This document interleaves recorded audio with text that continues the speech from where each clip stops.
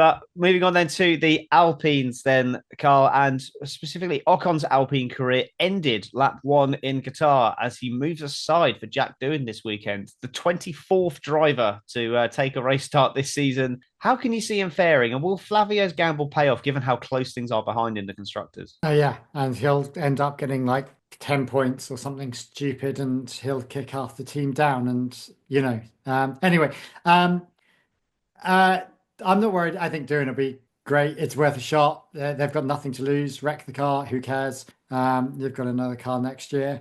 And look, the thing that they're saying on all the articles is that it's so that they can release Haas.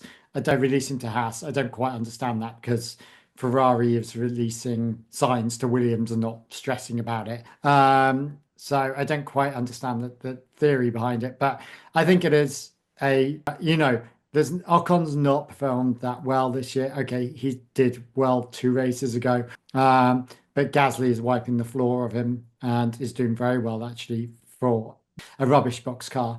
And I don't, yeah, I think Doohan's a great shout. I think he'd be a good drive, and it's only going to give him experience. And especially if he's in that car next year, it's sort of win-win-win in my mind. Oh, it's only win-win-win if they don't lose that spot in the constructors' championship. I think it's a bit of a risk personally, but yeah, I mean, it's Flavio power hungry. I think he's just posturing and saying no, no, you can only. I want to get Doohan in that car, so you can go if you let Doohan in your car.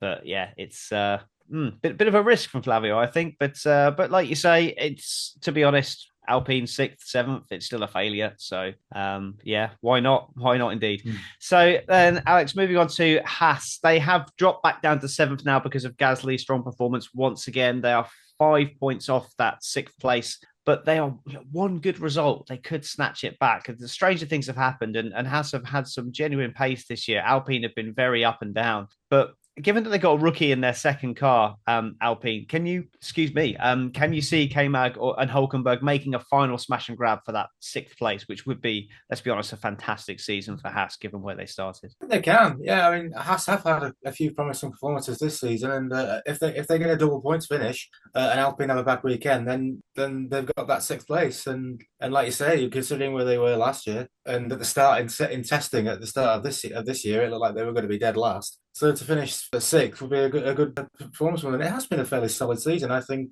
they've kind of injected some new impetus into that team.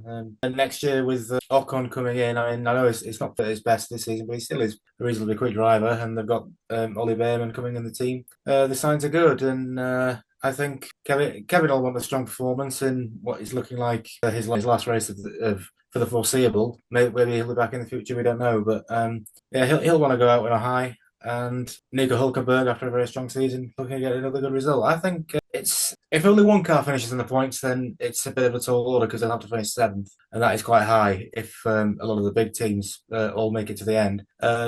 Getting two cars in the points, a seventh and an eighth place, doable. I genuinely I hope so. Like I've not been the biggest Haas fan for the last few seasons, but this season there's been one slight change in that team, which has maybe liked them a little bit more. So I would be cheering them on to take that position from Alpine because I don't want them to be rewarded for being such a dumpster fire of a team, to be honest. So I would much rather that personally, but that's just my own personal bias.